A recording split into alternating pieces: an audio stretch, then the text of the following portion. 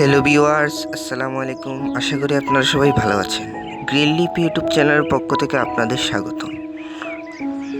আজকে আমরা জানব সারের প্রকারভেদ সম্পর্কে। সার সাধারণত দুই ধরনের হয়ে থাকে, এক জৈব সার, দুই রাসায়নিক সার।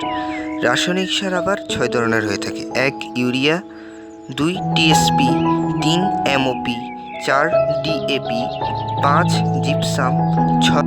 এখন আমরা জানব রাসায়নিক সারগুলোর কোনটিতে কোন পুষ্টি উপাদান থাকে।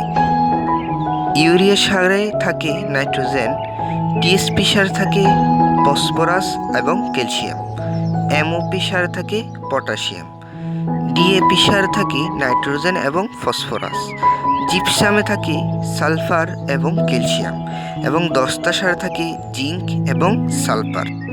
রাসায়নিক সার থেকে উদ্ভিদ এসব পুষ্টি উপাদান গ্রহণ। রাসায়নিক সার প্রয়োগের সুবিধা হলো উদ্ভিদের প্রয়োজন অনুযায়ী মাটিতে সঠিক পরিমাণে পুষ্টি উপাদান যোগ করা যায়। উদ্ভিদের পুষ্টি ঘাটতি দ্রুত মেটানোর জন্য রাসায়নিক সার খুবই কার্যকরী।